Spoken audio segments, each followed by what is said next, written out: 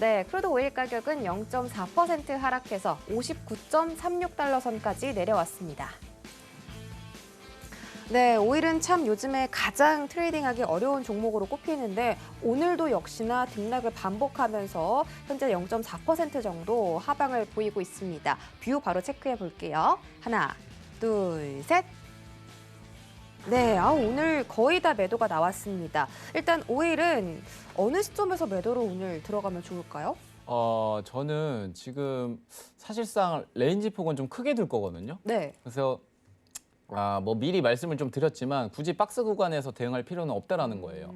자, 그래서 지금 오히려 59달러 선과 이 60달러 선 근처에서는 대응하는 거는 살짝 리스크가 있다라는 판단이고, 그렇죠. 네. 제가 이제 말씀을 드리는 구간은 자, 57달러 선부터 61달러 선까지, 61달러 선까지 보시고 57달러, 즉 저점에 대한 매수 포인트도 드리는 거예요. 자, 저점까지 온다라고 했을 때 매수에 대한 대응 가져가시고, 자, 고점 부근 61달러 선 부근 온다라고 했을 때 저는 매도 전략 가져가시라고 말씀을 드리도록 하겠습니다. 네, 알겠습니다. 57달러에서는 매도 진입, 61달러에서는 매수 진입, 61달러에서는 매도 진입, 57달러에서는 매수 진입으로 설정을 해주셨고요. 크루드 오일이 사실 등락을 정말 많이 반복하고 있기 때문에 오늘만 해도 저녁에 59.76달러에서 59.10달러까지 내려왔는데 이렇게 레인지 폭을 잡아주신 이유가 있을까요? 지금 근데 이제 일본 관점에서 좀 네. 설명을 드리도록 할게요. 네네. 차트 일본 관점에서 봤을 때 제가 뭐 오일의 지금 전략은 계속 유지를 하겠습니다. 저번 주에서도 말씀을 드렸죠. 박스 구간이에요. 박스 구간. 이 박스 구간에서 사실상 대응한다라는 것 자체가 우리는 되게 불안한 심리가 조성이 될 수가 있거든요. 그래서 오히려 요 사이에서 진입하시는 것보다 사실상 박스권 대응은 고점 매도, 저점 매수 전략이에요. 그래서 제가 말씀을 드리는 거는 61달러 선, 최대 62달러 선까지 두시고 오히려 손절 레인지 짧게 가져가셔도 됩니다. 상단 레인지는 사실상 매도 전략 가져갔을 경우에는 손절 레인지 50틱 정도 두시고 매도로 대응하시길 바라겠고, 57달러 선 부근 왔을 때 그 근처에서도 50틱에 대한 손절 두시고 매수로 좀 스윙 관점으로 가져가시길 바랄게요.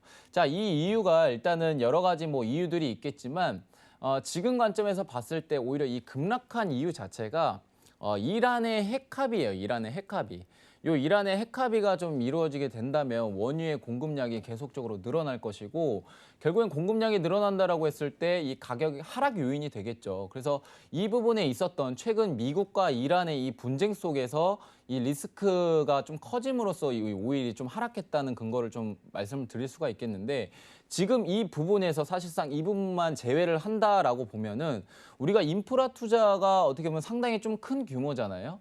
그럼 여러 가지 이제 일자리 창출을 하고 여러 가지 고용과 관련해 가지고 소득 보전을 하고 결국은 소비적인 측면이 좀 늘어날 것이라는 이런 전망이 좀 강할 건데, 결국에 이렇게 된다라면 결국 이제 오일에 대한 수요가 계속적으로 늘어날 가능성이 높다라는 판단이고, 지금 놓고 봤을 때 이제는 미국의 이 집단 면역이 형성이 되는 이 달은 이제 5월 달이에요. 5월 달. 이 5월 달 집중되는 이 시기에 결국 이 수요가, 즉 공급적인 이 측면에서 수요가 좀 더 크게 이제 받쳐줬을 때는 오히려 더 큰 상승폭으로 이제 나와줄 가능성이 높다. 그래서 제가 바라보는 관점은 지금은 아직은 불확실성이 상존하기 때문에 오히려 이 박스권 대응이 알맞다라는 판단이고, 지금 이제 나중에 우리가 핵 합의든지 여러 가지 수요적인 측면, 뭐 여러 가지 서비스 물가가 좀만 더 회복을 해준다라고 했을 때 오히려 이 부분에서 수요가 좀 증가했다라고 좀 판단하시면 좋을 것 같아요. 그래서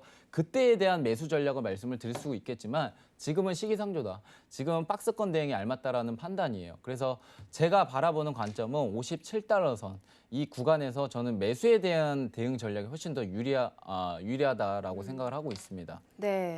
그래서 이제 가장 좀 중요하게 말씀을 드릴 수 있는 거는 결국에는 이제 이 원유 수요가 조금 회복한다라는 거예요. 원유 수요. 결국에는 이 항공 수요라든지 여러 가지 이제 백신 보급화가 가속화됨으로써 결국 수요가 회복하는 국면에 서다 보니까 우리는 네. 오일의 측면이 사실상 긍정적인 측면, 즉 부정적인 측면보다는 이 긍정적인 전망이 더 강하거든요. 그래서 이 부분은 여러분들이 좀 체크를 해주시면 좋을 것 같고, 오일은 다시 상승할 수 있는 가능성이 좀 높다.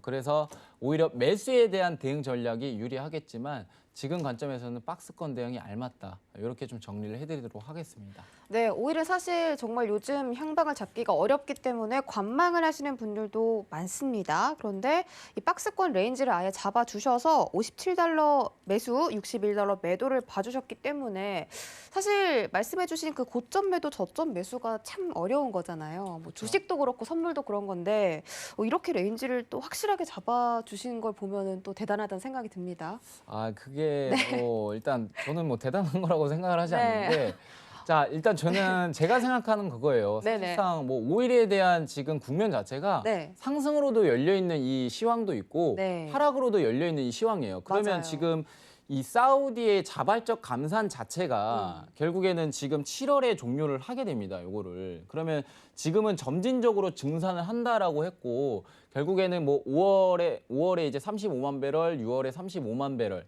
뭐 7월까지 이제 44만 배럴 정도 증산을 한다라고 얘기를 했는데 결국에는 이 3개월치의 공급량이 이미 우리는 예측을 할 수 있는 거잖아요. 그렇죠? 아, 그렇죠. 그러면 우리가 결국에는 이제 공급적인 측면보다는 우리가 수요적인 측면에 대해서 오히려 가격이 결정날 수 있다.